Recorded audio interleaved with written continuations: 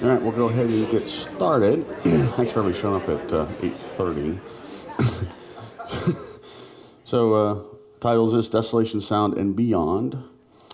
So the agenda I'm going to do for the presentation is how to get to Desolation Sound, how to get to the Broughtons, and then how to get to the British Columbia Inside Passage. And I'll highlight some things that we learned along the way for up there. And if you're planning a trip to go north, that's what this presentation was intended for. So, for those that don't know, last year we took our boat from Everett to Glacier Bay and back. It was 2,600 miles, 55 days. We spent on the boat, 180 engine hours we put on it. And the furthest north we had ever been was Ganges before we took this trip, right?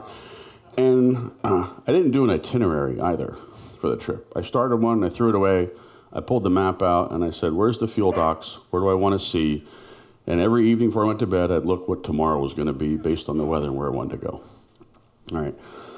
So we did have some lessons learned along the way. When Ranger Tug asked me to do a presentation, I says, how long do I have? He says, 60 minutes. And I'm like, we'll be here all day.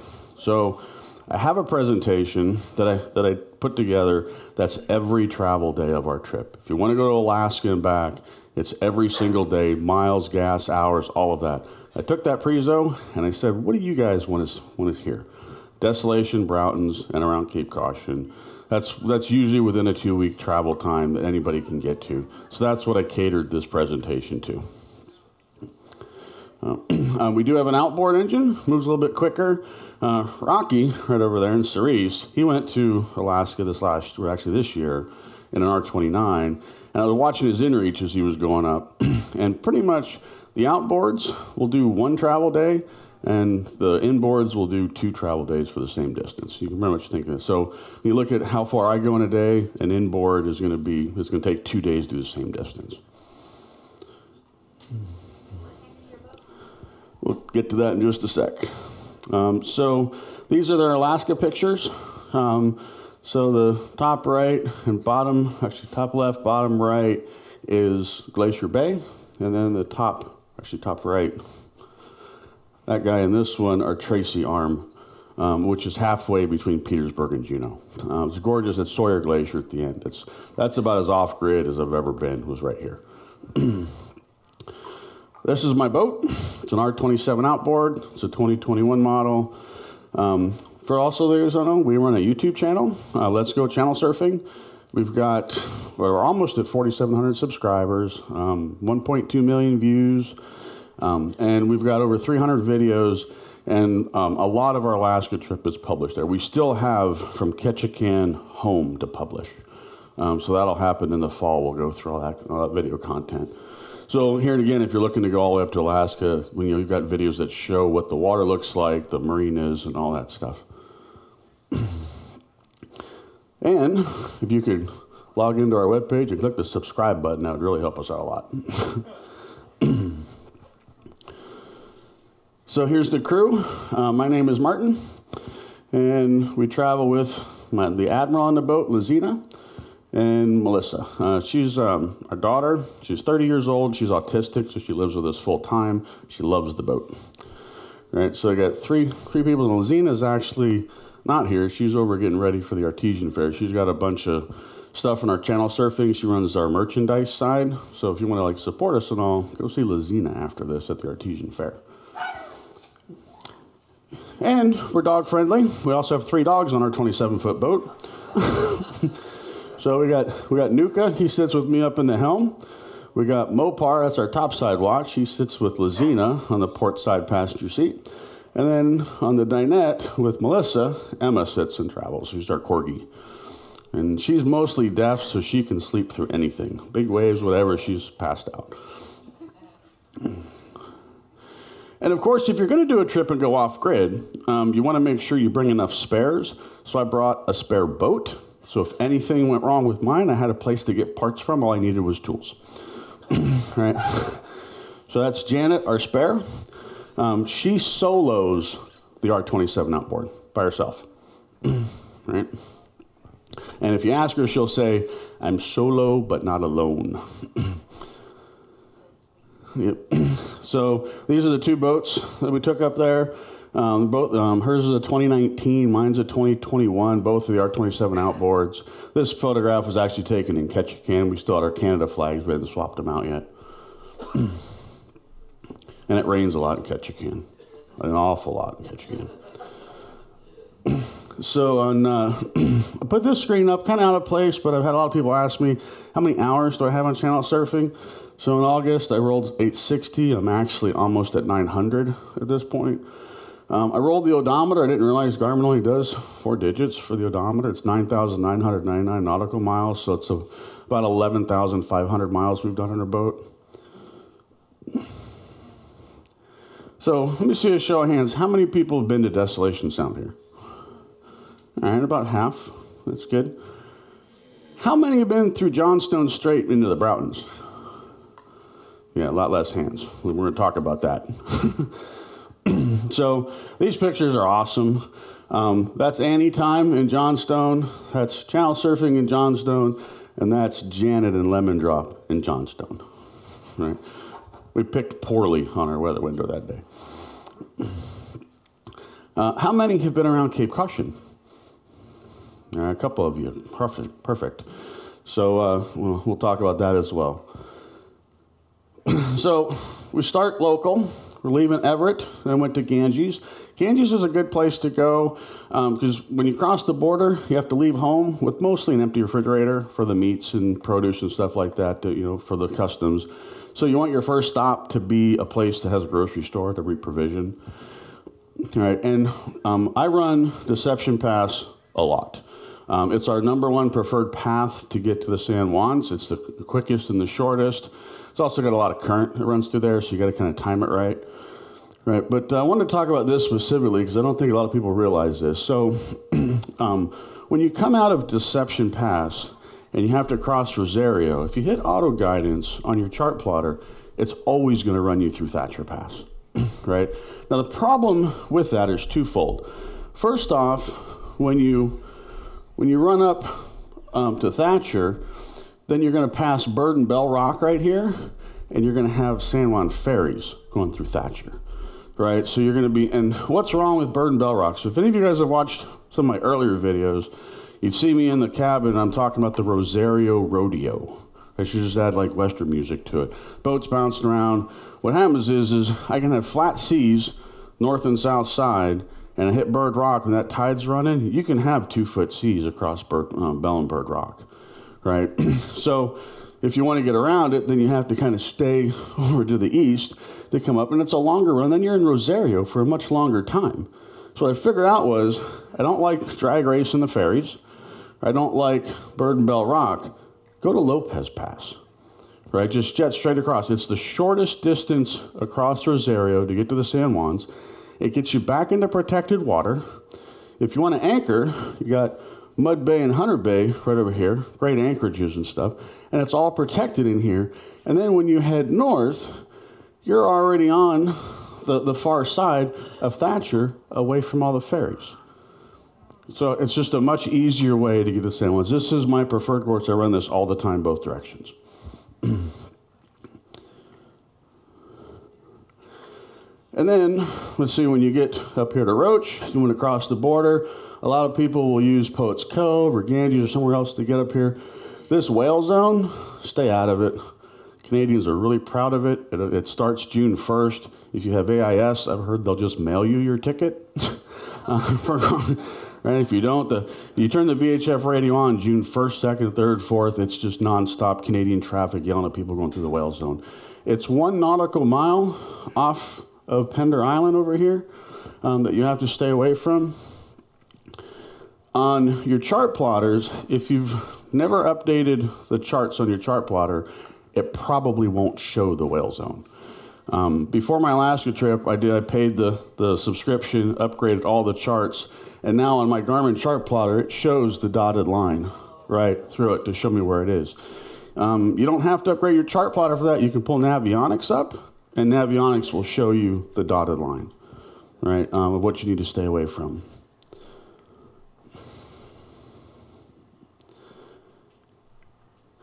And then Montague Harbor, fantastic anchorage, huge.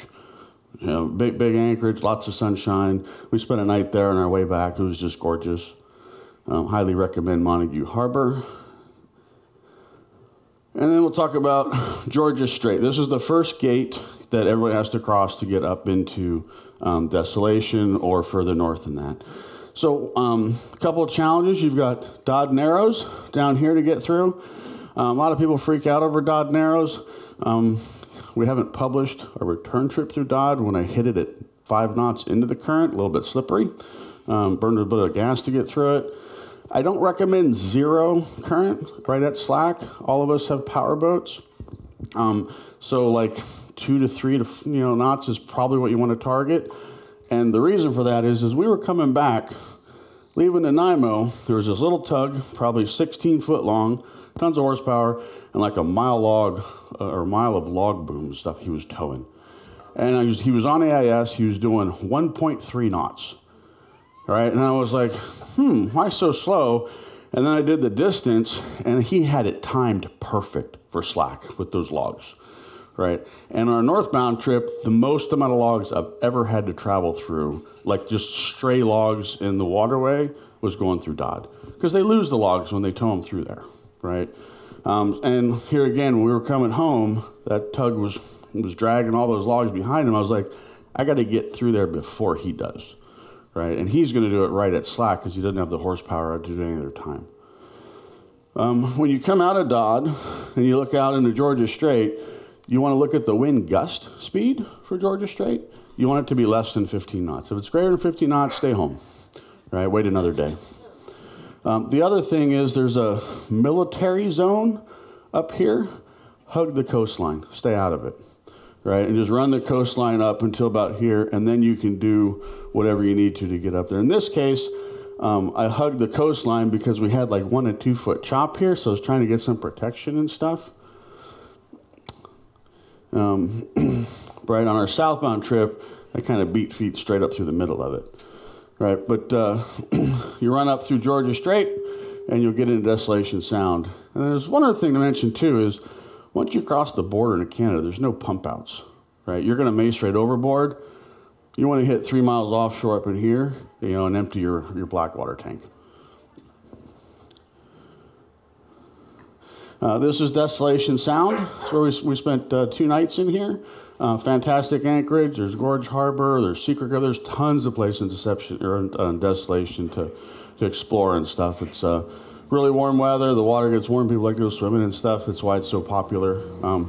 Ironically enough, our first time in Desolation Sound was our southbound trip. We pulled in here and we were like, this place is crowded. There was boats everywhere. But of course, we just spent 55 days up in Alaska by ourselves, right? So this is the alternative way. So also note, this is actually the satellite tracker path we took off my inReach. Right, so this is not a course I plotted. This is actually the course my boat traveled. So we had decent weather on our northbound. So came out of Dodge, hugged the coastline to stay out of the military zone, and then the weather, opened up, and I just went straight up the middle. We were in a race to get to Ketchikan, so I was just like, shortest path. How do I get there? Right, and this leads you up to Campbell River. So what's special about Campbell River? Desolation Sound is up on the right-hand side. If you're going to go through Seymour Narrows to go to the Broughtons, Campbell River is where you want to spend the night, because it sets you up to hit Seymour Narrows at slack, because Seymour Narrows is right there above it. It's a couple miles north. So that's Discovery Harbor Marina. There's there's grocery stores, McDonald's all across the street. It's a large marina. They got a fuel dock and stuff there. So it's a great place to hang out for the night, waiting for your slack in the morning time to get across Seymour Narrows. So let's talk about Seymour Narrows. Of all the water that I saw on our Alaska trip, 2,600 miles, all the way to Glacier Bay back, Seymour Narrows is the only thing that intimidated me, right? I run deception all the time. I've done deception with 7 knots of current. I've done, going with it. I've done 6.5 into it. It'll peak at 9. You don't want to be at deception at 9, but our boats could all handle it. Seymour Narrows is a half mile wide. It's 2 miles long, and it'll peak at 15 knots of current when it's running. You don't want to be there anywhere other than 15 minutes before slack, 15 minutes after. That's when you're traversing it, right? Let's see. And then the other thing you have to time with Seymour is if you were going to run all of Johnstone, which I don't recommend, then you want to time it with an incoming tide and a north-northwest wind. You want the tide to go the same direction as the wind and get that lined up with the timing of slack for Seymour to go up into it. So it's a lot of coordination, and you may end up waiting a couple days for that window.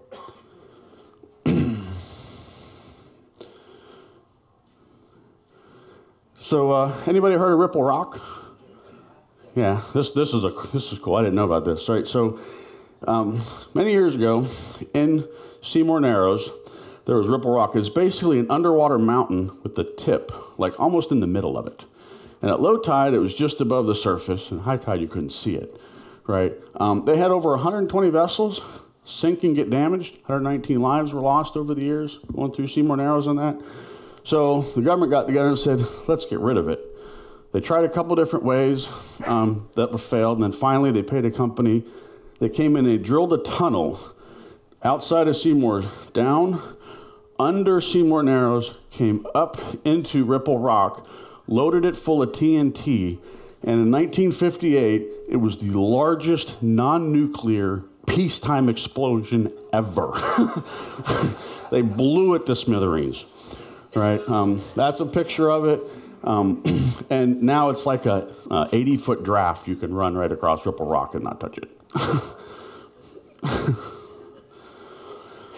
So, in addition to this, so if you want to go up through Seymour Narrows, you certainly can, because you'll go through Seymour, time it, you'll hit Discovery Passage on the north of it, which is fine. Then you have a decision to make right there. If you hang a left, you're going up all of Johnstone. Don't recommend that. You hang a right, you can come up around and go to Blind Channel instead. And that's what I'd recommend you do if you want to do Seymour Narrows to get up there. Because Seymour Narrows is pretty. I'd recommend everybody go through it at least once. Just avoid the Johnstone piece, right? So this is my lessons learned slide. This is the actual course that we took the day we headed north on Johnstone. It is not the course I took coming home. The problem with Johnstone Strait is when that wind comes down from up here, right, it gets funneled in the canyon and it accelerates. And the weather forecasting tools we have are minimal. Your windy, predict wind, none of that is going to work for wind predictions in Johnstone. Right, so I've talked to people that had flat seas through Johnstone. It was gorgeous. On our southbound trip, we had flat seas through the parts of Johnstone we went through. Our northbound trip, we got hammered. So I was thinking, how do you get around Johnstone? And the reason you got to cross Johnstone is the Broughtons are all right here and all north. That's where you want to get to. All right, and then Port McNeil's is a great harbor to pull into. They've got, bars, grocery stores, laundromats and stuff like that, fuel dock. So these are the photographs all from Johnstone. All three of these are our 27 outboards. There was 3 of us that day. Anytime was also some good friends of ours that we traveled with for a couple days on our trip. We got tossed around, and we had 26 knots, a headwind coming at us at 9 in the morning, 2 to 4 foot seas. And it was like 3 hours, 4 hours of just crashing through the waves. Nothing we could do. So the recommendation is go through Dent Rapids. That's where you want to go. Right? There's great YouTube videos on this. Go search Dent Rapids, Devil's Hole. You'll find tons of this stuff. Big whirlpool, right? It runs, I don't know, 10, 15, 20 knots or something, right? This is the path you should take. I know it sounds funny, but just hear me out. So, Dent Rapids, you would start off in Desolation Sound, and you'd head straight. Now, this is going to be all protected water up here, and the thing with Dent Rapids, there's actually 3 rapids that you have to go through. It's Yakolta you'll hit first, then you'll hit Gillard Passage, and then you'll hit Dent. It's about 6 miles total through them all. The timing is always done at Dent because it's the worst of the 3. So so if you're heading north, you're going to run through Yakolta and Gillard Passage with some current. But when you get to Dent, it will be slack, right, is what you want. If you're heading south, then Shoal Bay up here, great place to anchor. It's right around the corner from Dent, and you wait your window until Dent goes to 0, and then you go through it, right? This is, let's see, and then they've got fuel at Blind Channel, cute little marina, fuel dock, moorage. You can, for overnight and stuff, you can spend there. So there's, this is Dent Rapids, right here when we went through. So when we did Dent, I did it at 8 knots the whole way through. I actually couldn't have gone quicker because there's so much boat traffic, right? They jokingly say, if you're going through Dent Rapids and you look around and there's no other boats with you, you've timed it wrong, turn around and go back. We were up here anchored in Shoal Bay for, I don't know, 3 hours, waiting in the window on Dent, and I was looking on AIS, and there was like nobody near. The closer I got to slack, all of a sudden there's a green triangle, there's another green triangle, there's a boat here pacing, just waiting, right? It's clear to see everybody's waiting for that gate to open. Right, so like I said, we did 8 knots going through the entire way through Dent Rapids. We just slow boated because that's what everybody else is doing. I couldn't, go really any quicker. It's about 30 to 45 minutes is what you have available to cross Dent on that slack window, because you do have to hit it at slack. But you don't have to worry so much with the weather because it's mostly all protected. The other thing up in with Dent Rapids too, this is actually a destination at Dent Rapids, because once you get north of Yakolta, then you've got Gillard and Dent. There's Big Bay, and it's like a big resort, and there's hotels and stuff there, and there's all kinds of, so you could get in there and then get in through Yakolta, drop anchor in Big Bay, and hang out inside the rapids, for a couple of days. Right? That's on our bucket list to go back up to do that. This Blind Channel, which is, like I said, just after you get through Dent. That's a picture I took from Shoal Bay on the top.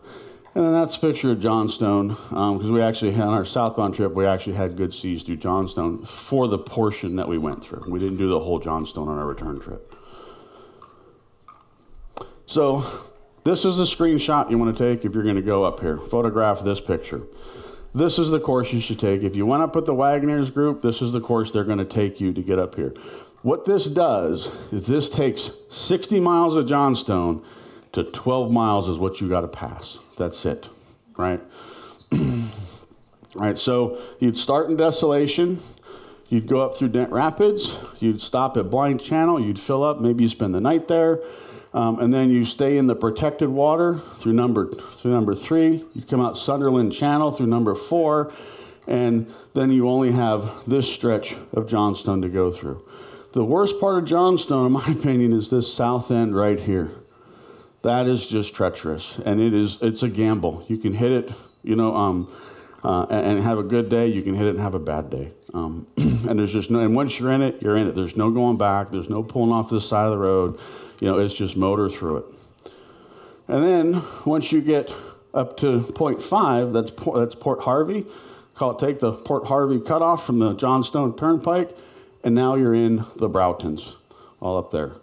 Right, and it's all protected water. This day, after we got beat up for several hours at Johnstone, we hit that Port Harvey cutoff. That water went flat. This was actually one of the best cruising days we had on the trip, because we hit the throttle. We were doing 27 knots from 5 to 6 to 7 to 8 to 9. Dodging through the islands and stuff. It was flat as glass water. It was gorgeous weather and stuff, which was surprising after what we had experienced in Johnstone. Right. And then we get Port McNeil, fantastic place to stop, fuel dock, freshwater, overnight moorage, laundromat, grocery stores, bars, whatnot.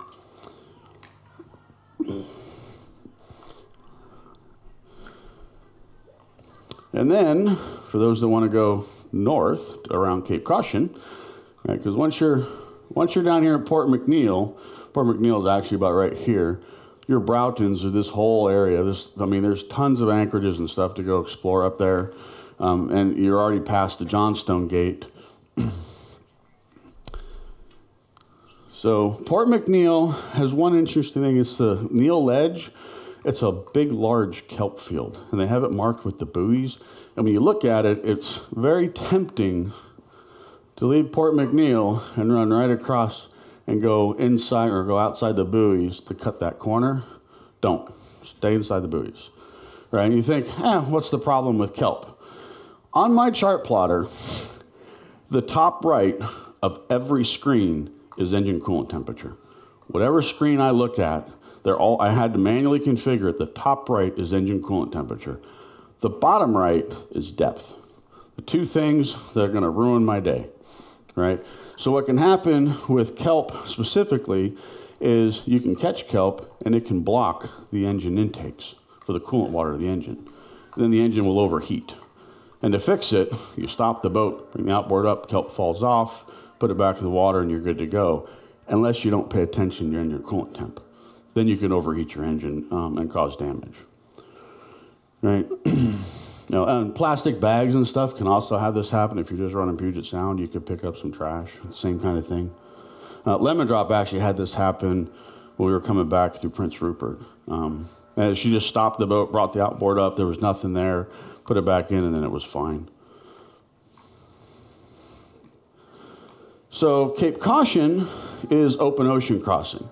And in this northbound trip, this is the path that I took. I kind of stayed a little bit closer to shore, but you don't want to get too close with the currents and stuff as the incoming water goes up against the shore. A good course to follow is the ferry lines, to run that. And the other thing, remember we talked about pump outs? Cape Caution, empty your tank. 3 miles offshore, hit the button, right? But once you get past, once you get up into Canada without having the pump outs, the mentality changes on your Blackwater tank. Out here, we're trying to get as many days on it and then find a pump out, plan that, at some marina. There aren't any pump outs up here. So instead, it's more of opportunistic, right? If you look and you're traveling and you find yourself 3 miles offshore, you don't care how full or empty your tank is, you empty it because it's the opportunity time you need to take advantage of. All right, Cape Caution is about 35 miles of open ocean crossing. We had a blast both ways. We were in 3 to 4 foot seas on Cape Caution, which sounds bad, but it's open ocean. So 3 to 4 foot seas on a 9 to 12 second period, it's like driving your cars through the hills, right, is all it is, right? There was no white caps, there was no water over the bow, nothing. We had fog both days. It was decent visibility. We could see, out in front, but we couldn't see mountaintops or anything. So, and then Fury Cove is the anchorage that we picked up there. There's actually plenty of anchorages up there to get to. Once you get north of Cape Caution, you will have 0 cell coverage, right? And this is where having something of a satellite, whether it be Starlink or an inReach that you can text a friend to find out what your weather's going to be. The challenge is when you're heading north, you'll get good weather forecasts because Port McNeill is going to have good cell service, right? So you'll be able to use windy and all that and find out what the wind's going to be. When you're coming south, this section up here, there's nothing, right? You got satellite, that's it. Right, so if you don't have a way to communicate, you're not going to get any weather. The VHF channels aren't going to have anything on it, and you really need to pick a good weather window to cross Cape Caution. This was Fury Cove. Give you some pictures of what that looked like. We had fantastic weather. Rocky, I don't think you had great weather. Where's Rocky at? Yeah.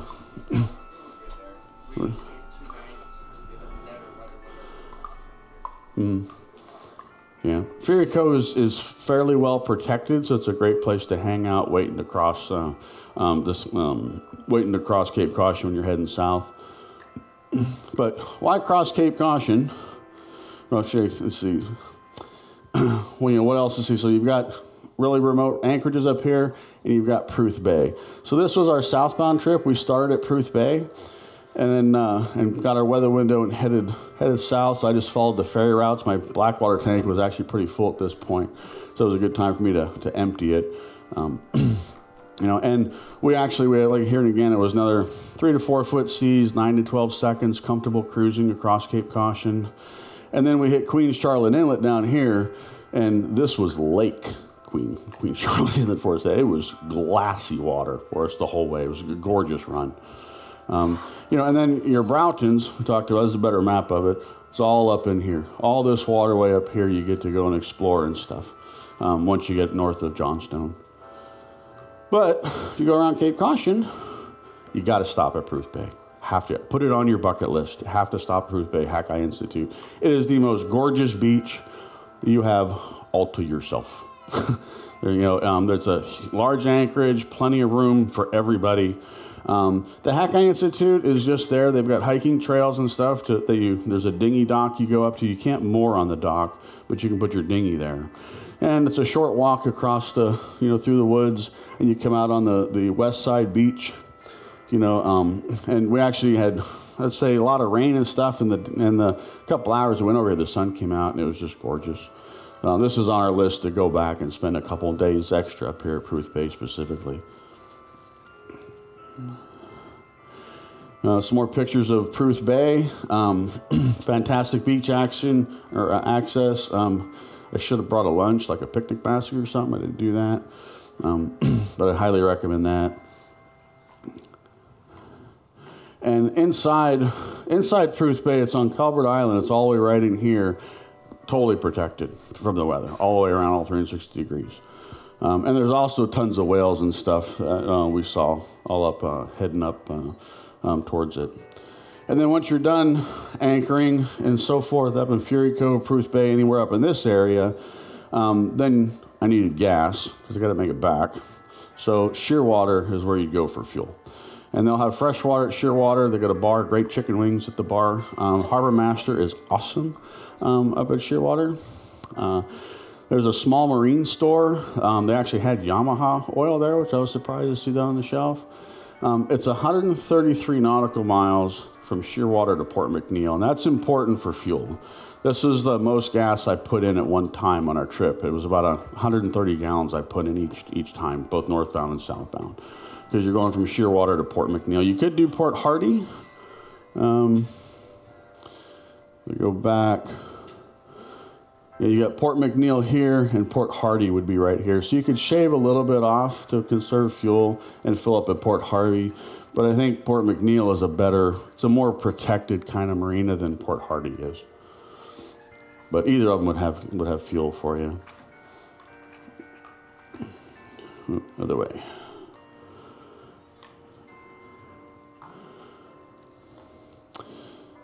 And you'll have cell service at Shearwater. And this is important too when I talk about the satellite and getting good weather. From Shearwater to the beginning of Cape Caution, which is your weather window that you want to have to go back, it's like 60 miles to do this, right? So for the slow boats, really everybody comes down to Proof Bay Fury, finds an anchorage here, waits the weather window, so because it's most likely going to be an earlier morning crossing to go through. So how far back you go in early morning? You couldn't leave in the dark, unless you want to drive up there. But you just want to get close to that, close to the gate. The weather window hits, then you want to take advantage of it and get across. And stay tuned for more channel surfing. So one question I get asked a lot is, are we going back to Alaska? The answer is yes. I'm planning my trip to go back. I don't know if it'll be next year, the year after. But yeah, we definitely, we did the whole trip to see everything, but not spend a lot of time anywhere. I just wanted to see the waterways, see some of the sites, drive by stuff, understand the currents, understand the passageways, and make my list of where I want to go back and spend more time. The next time, I won't do the whole trip. Like I'll go to Tracy Arm and Endicott, skip Glacier Bay, and come back, and just spend my time there. I'll do a trip. I'll go to Proof Bay, spend a week there, come back, kind of stuff. And thank you, and I wanted to make sure I left time for questions for everybody. Any concerns about contaminated fuel on any of the ports? Oh, funny story there. Yes. So on the Alaska trip specifically, Shearwater to Prince Rupert, heading north. It's 204 miles. Klemtu and Hartley Bay are in the middle. Northbound trip, we pull into Hartley Bay. It's a small tribal community. Fuel gets there by a barge and is on a tank topside. And when you pull in, there's no fuel dock. I mean, there's a fuel dock, but there's no pumps on it. You go, I'll walk up the top, tell them you want fuel, and they'll say, go down, they'll hand you the hose. So literally, I'm looking 3 stories up, and they're lowering me a gas nozzle on a hose down the dock, and then I'm running it down the dock about 100 feet. So it's probably like 200-300 feet of fuel hose, right, to fill our boats up. The southbound trip, we pull into that dock for fuel, so I'm 60 miles south of Prince Rupert. Like, yeah, we're out of gas. Maybe we'll have some Saturday, we don't know. So I was like, all right, I'm not going to make it to Shearwater at 25 knots, so now it's going to take me 2 days because I got to slow the boat down to 7 knots. And there was a guy he was a local there, and he had siphoned all the gas out of one of his boats into some 55-gallon drums. So he sold it to us for cash, and we siphoned gas from a drum. The funny part was everybody was like, weren't you worried about dirt in the fuel and water in the fuel?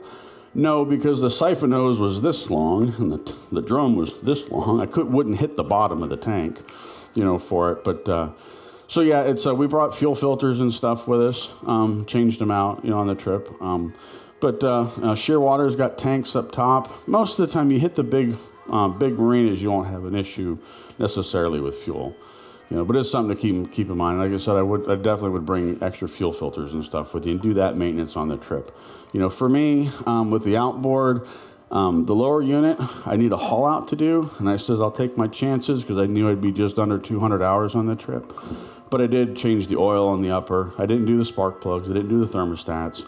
But I did change the oil filter, and the fuel filters on the boat. Yes?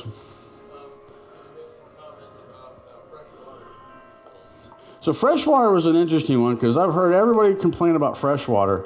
That's because you're going to Desolation. The question was, what about freshwater? What was the availability of freshwater, right? And so I was worried about that, but at Desolation, freshwater is going to be scarce, right? Because if you think of where Desolation is and what marinas and stuff are nearby, and how many people go there, they're like, nope, to take your own freshwater kind of stuff or water maker or whatnot. And conserve it when you go up to Desolation. Once I got north of Desolation, Port McNeil had water. We pull into the fuel dock at Shearwater, big sign, fresh water available, right there at the fuel dock. Fill your freshwater tank there. Prince Rupert, every other place we hit, freshwater was not a concern at all to us. Yes? Mark, in terms of preparation, do you have any thoughts on what went well in terms of your preparation and then what didn't work so well in terms of preparation? That's a thing. The question is what worked well on preparation and what didn't work well in preparation. So the way I travel, I would say what worked well for me was the no itinerary. I'm a firm believer in the most dangerous thing you can have on a boat is a schedule. Right? Because that schedule is going to say, I'm 2 days behind, the forecast is calling for 2 to 3 foot seas, I can handle 2 to 3 foot seas. You get out there and it's wrong and they're 6 foot, right? And now you're in it because the schedule pushed you there, right? So for me on the planning, it was just read the weather, a day or two, because 3 days out is all you can really predict, on the apps. And what didn't work well, I don't know. We went up just to explore and try it out, and we made some mistakes. Johnstone was a mistake, but I don't know that I could have done anything different other than follow the route to avoid it, right? To avoid all but that 12 miles. Actually, I will say one thing was the dog hair in my scuppers. I don't know if you guys have heard. So, Nuka sheds a lot, Emma sheds a lot. And what I didn't know at the time was it clogged my starboard scupper. We're in Johnstone Strait, water's coming over the bow. I never looked back because I was driving forward, but Lizina told me she would see our dinghy was mounted at a 45-degree angle in our cockpit, and she said she would see running water would run down that dinghy, and it would actually slosh up the back door window and level out in the cockpit. Right, and with the starboard scupper clogged, it overflowed, and I had running seawater across my solar controller. So I'm driving along, and I'm smelling an electrical fire on my boat in 4 foot seas. And I'm like, I got to get the water to stop falling on the boat before I get flames. Right, so we ended up jetting over to Port Neville, that was right across Johnstone from us, dropped anchor to search the boat and find out where the smell was coming from. So yeah, for me, cleaning your scuppers is pretty important. The thing with bad seas is everybody I've talked to that's done the Alaska trip has had a couple of days of it. We were gone for 55 days. We had two days worth of bad seas. And by bad seas, 2 to 4 foot, right? So a lot of water in the bow. It's uncomfortable. These boats can all handle that. They're easy, right? Inside, none of us, even Janet, none of us were scared, afraid, any of that. We were just looking at the trip odometer going, 35 miles to Port McNeil? Are we ever going to get there? you know, but yes. You mentioned windy. Do you use The question is, windy, do I use Predict Wind? I use windy. I've never used Predict Wind. I heard about it, I thought about trying it out, but I've been navigating all this stuff with windy. It's worked great for me. One of the things I was concerned about was the Alaska weather. When I got up into southeast Alaska, pulling to the dock in Ketchikan, we spent 4 or 5 days on the dock in Ketchikan. One of the locals came down to work on his boat next to me, and I went over and talked to him. And I said, hey, what do you guys use for weather app up here? And he told me all the captains for the Southeast Alaska ferry system. We call it the Blue Canoe. It's the big ferry boats for Southeast Alaska. He said all the captains use windy up there. You know, so it's good enough, and I've had really good success. So what's working, I don't want to change it. Yes. Did you carry spare fuel for that run past Cape Caution? So did I carry spare fuel for the run on Cape Caution? No. The R27 outboard, I had the 4-blade PowerTech prop, which is not a fuel-efficient prop, but it has a lot of other good characteristics, but fuel efficiency is not one of them. So Shearwater to Prince Rupert was 170 gallons of gas that I burned at 25 knots. On the R27, if I need longer range, I slow down. Drop it to 7 knots, whole speed. To give you an example of the impact that makes, we did Juneau to Tracy Arm to Sawyer Glacier to Petersburg. 3 days, 220 miles on 100 gallons of gas, and Janet burned 85. And the one thing I'll say also about fuel is don't take everything, including the kitchen sink, with you. That is one of the things I would do different on provisioning, is I'd leave most everything at home. I'd take a smaller subset of tools, and I'd have a big pile in my living room of the spare parts, and I would call my son and say, I need this, mail it here, instead of bringing it with me. Because all the weight on the boat, Lemon Drop being by herself on the same boat I have, generally burned 15% less fuel than I did. The first 3 days of the trip, she'd hit the fuel dock and she'd be like, how many gallons you put in? Because she was looking like, does she have to pay attention to fuel management? And once she realized that I'm always burning 10 to 15% more than she was, she's like, Martin won't run out of gas, so she didn't have to worry about it. Right? But it's just, for me, I was thinking, what's a 10-gallon jerry can going to do at 1.3 miles per gallon? Right? How much of that do I have to bring, right? As opposed to 7 knots, and I'm at 2.2 miles per gallon. It's just easier to slow the boat down. So on that topic, when you mentioned that you can find fresh water everywhere, that's my experience as well. You don't have to fill up your water tank with fresh water, but you save a lot of weight that way. Correct. Yeah, the question is on the freshwater tank, you don't have to fill it up and keep it full all the time either, because that's, I've got 40 gallons. If I had a half a tank, that's less weight, right? Less weight means better fuel efficiency. The further north you go, the bigger the tide swing is. We always look at the tide. Here we get 12 to 16 foot swings a day. Prince Rupert's like 18. And then when you get into Juneau, Ketchikan and stuff, it's 22 to 25 foot a day. And you think, okay, well, that just means it's harder to get my groceries, from the parking lot down the steep ramp. Some of the ramps in Ketchikan had steps on one side because the ramps would get so steep. And they don't stay flat at high tide for very long either, because that water's moving so fast. But what that current does do is it creates all kinds of current through these channels and stuff. We were going through Grenville Channel, which is between Prince Rupert and Shearwater, and it's like a half-mile wide. The mountains are super tall. You don't have to worry about wind or weather or anything. It's all protected. And I'm looking, I'm like, why is my fuel efficiency so bad? And I pull up the currents. I'm in 5 knots of current, but you wouldn't even see it on the water the way it was rippling. It's just the tide moving through the channel. right? So that's the other thing is when you're planning your fuel, you might as well go and do all your calculations and just figure you're going to burn 15% more than you would down here because those currents in those channels and stuff run so much. Yeah. Did you use your 9.9 at all to extend your range? Because that's a 1 gallon per hour. Yeah. So the question is, did I run my T99 kicker, which gives me about 5 gallons? Well, it's a gallon per hour, so I can get about 5 miles per gallon with the kicker. No, I didn't. And the reason, I thought about it, but the problem with me running my kicker is it only pushed the boat a little over 5 knots. If I got the main engine going, I can get to 7, right? Which makes, that extra 2 nautical miles makes a big difference on how many miles you can cover in a day. And Lemon Drop didn't have a kicker, right? So she would have had to go really slow for it. It just didn't make any sense. For me, it's a backup engine is primarily what I use it for. Can I just say one thing, Martin? Yeah. Great presentation. I did this run in 2022, a year before Martin, in my R27. My wife and I did it together. Incredible trip. You guys should really do it if you can. It's a little bit of planning's involved, but it's not that hard.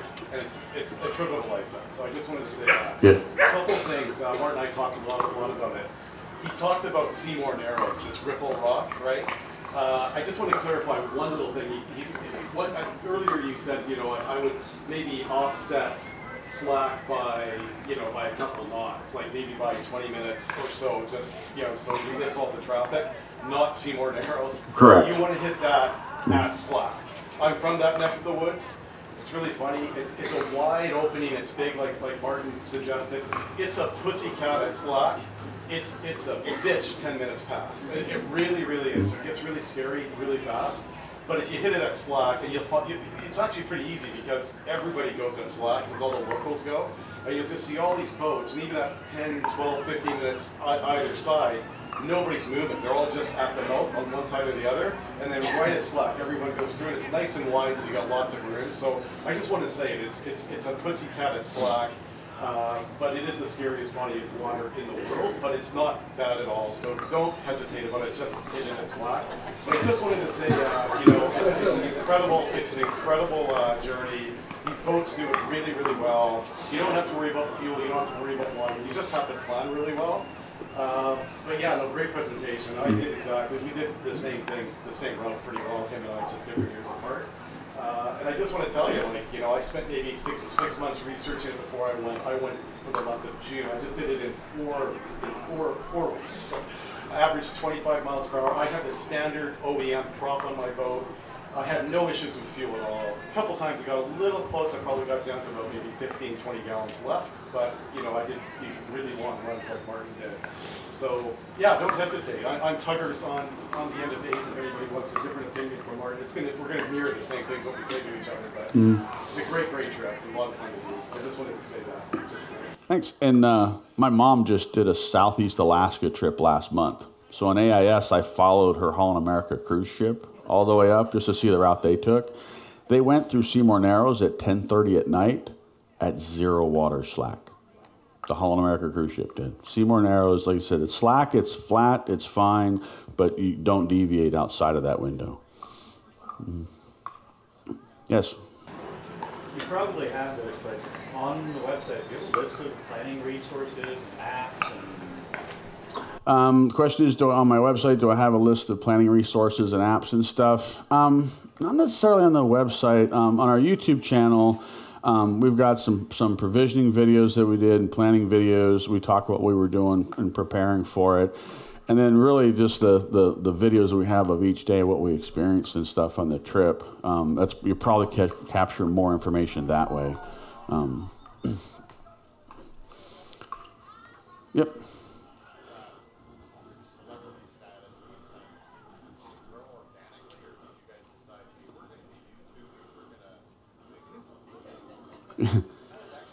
So the question is what our YouTube status and stuff, did it grow organically? Did we plan for this? So Lazina is the mastermind behind all of it.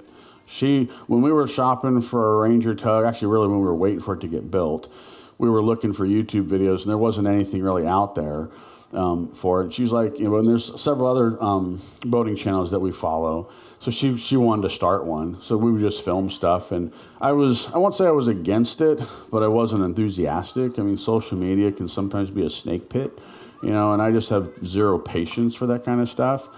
But I can tell you, looking at where we're at today on our YouTube channel, I would have never predicted this. I mean, I had no idea what it was going to turn into and how good it would be. And we have fun doing it now, And, it used to be we'd go in the off season, we'd be like, God, we need to get a video a week. What do we can do for content? We were struggling the first couple of years. Today, we've got such a surplus of content out there. I mean, I'm looking forward actually to the off season so we can start cranking out, more videos and stuff, and maybe 2 a week, 3 a week kind of stuff. But it's fun, all the feedback I get from all you guys is fantastic. It's nice to see helping other boaters out. I've done a lot of upgrades to my boat, and I have a garage full of a lot of failures. Stuff I've tried that didn't work, and you guys don't have to do that, right? You go look, and I show you this is it, and this is the good, bad, and the ugly. Maybe it works for you, maybe it doesn't. I'm not selling any of that stuff. So it's been really fun. So, and the channel's still growing. I mean, we're almost at 4,700 subscribers, which is unbelievable to me when I look at that, Yes? The question is, what app do we use to edit videos? Lazina uses Final Cut Pro on a Mac. And more on that, there's some golden rules that we break a lot on the YouTube stuff, and we don't have a choice, and that's the camera.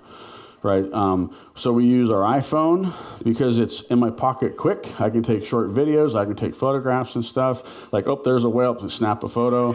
I've got the 360 camera on the front, which is a lot more work to get footage off of it. But the footage I get is that's all these bow shots. Well, actually, that's off the 360 camera on the front. It gives you the sphere, if you zoom it way out. It's kind of a special effect kind of thing.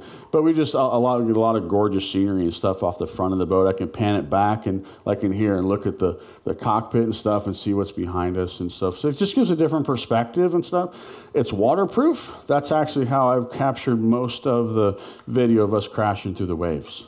And I will tell you, if I had somebody came up to me and said, what's the one video to watch? If they said, I'm thinking about buying a Ranger tug, what's the one video to watch? I would say Wrangle to Ketchikan. We just published it like a month ago. And we left, and the reason I like that was we left Wrangle, and as we're coming out, it's calm, flat seas. There's 2 big cruise ships right there, and we're in our 27-foot boat, right, in Wrangle, Alaska, of all places, right? 85 miles of flat cruising, 27 knots, just gorgeous. And then we connect to Clarence Strait, heading to Ketchikan. As we come around the corner, it's Misery Island. That is the actual name of the island, Misery Island. Not making it up. It's actually next to Myers Chuck. Hit Clarence Strait, and it just went to crap. I mean, the weather forecast was 1 foot on 3 seconds. It was 3 foot on 1 second for about 20 miles. And we had 2 big cruise ships across the channel doing 15 knots. They're throwing like a 5-foot wake on the back. And Lemon Drop came up on the starboard side. All this is on film, right? She comes up on the starboard side, and you just watch her boat crash through the waves. It's 36 inches, 3 foot from the white gunnel on an R27 to the waterline. And you watch her boat sink, and you see the green go away. And all you see is the white. That's how I know it was a 3-foot sea state. Right, but just fantastic footage. And inside the cabin, we filmed a bunch of that stuff, and we're not afraid. We're not worried. We're just like, God, this sucks. We just want to get through this and get over there, But I got time for one more question. Yes. First of all, thank you. I learned a ton from your YouTube channel. So thank you for what you do on that. Thank you. You mentioned early about Thatcher Pass versus Lopez Pass. Mm-hmm. Is that weather dependent, or is that always your kind of go-to route? I was just curious how you get the question. So the question is, Lopez Pass versus Thatcher, is that weather dependent or whatever? Well, it's always going to be weather dependent on Rosario, right? So for me to go through Deception, my rule of thumb is I need Deception to be 4 knots or less on current I don't care which way it's going. It doesn't matter. 4 knots or less, it's easy to get through on any of these boats. It's, you can do it at 8, 9 knots to go through there. Usually I'm on plane and I just go right down the center at 26 knots through it. But Rosario has to behave itself, right? I mean, you can have 4-foot seas or bigger in Rosario, right? So as long as Rosario is fine, I'll come out into that, and then I always head to Lopez. Rarely ever. In fact, when we left on our trip, I met up with Lemon Drop. She's coming from Anacortes, so Thatcher makes more sense for her because it's a straight shot across the top. I went through Lopez, came up, and I hung out at the end of Thatcher waiting for her to catch up, to meet up with us. So yeah, Thatcher is always the course that I take at this point. Yeah, or Lopez Pass, sorry. Yeah. So cool. Thanks, everybody. Mm-hmm. Mm-hmm.